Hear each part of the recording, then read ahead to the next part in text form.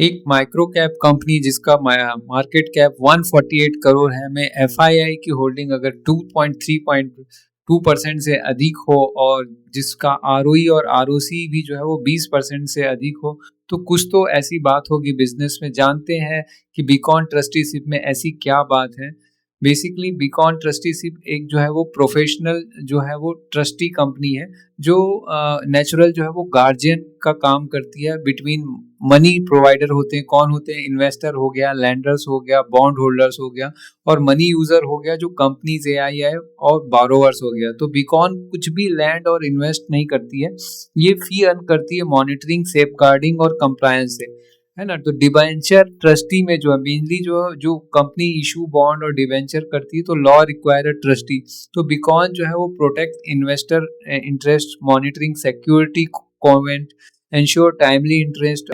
तो इसका जो मेन इनकम है वो 56% जो है वो डिबेंचर ट्रस्टी से आता है।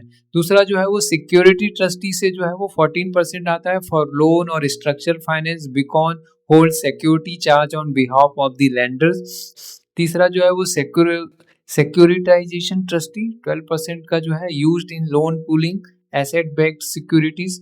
Beacon manage cash flow and investor पे आउट और स्ट्रक्चरल ट्रांजेक्शन फी लेती है। तीसरा जो चौथा जो एआईएफ ट्रस्टी फी है इसका 11.5%। Basically nature of income mostly जो है वो फी बेस्ड है, low capital requirement, asset light model है, इसलिए स्ट्रॉन्ग है ये बिजनेस मॉडल क्योंकि मैंडेटरी सर्विस है, लॉ ड्रिवन डिमांड है, लॉन्ग टर्म कॉन्ट्रैक्ट है, लो क्रेडिट रिस्क है, high operating leverage with the scale है। तो ग्रोथ ड्राइवर क्या है कि डेब्ट मार्केट का अगर एक्सपेंशन हो रहा है, debenture, bond, securitisation by company, तो डायरेक्टली जो है वो बीकॉन का जो है वो 56 रेवेन्यू आता है। एआईएफ का इंडस्ट्री ग्रोथ है, रेगुलेटरी जो है रेगुलेटरी जो मैंडेटरी रोल है, स्ट्रॉन्ग मार्केट पोजीशन है। एंड की रिस्क क्या है कि रेगुलेटरी रिस्क है कि business depends heavily on the SEBI हो गया, आरबीआई हो गया, रेगुलेटरी नॉर्म्स हो गया, geographical concentration 67% of the revenue from the Maharashtra, competition risk हो गया, है ना।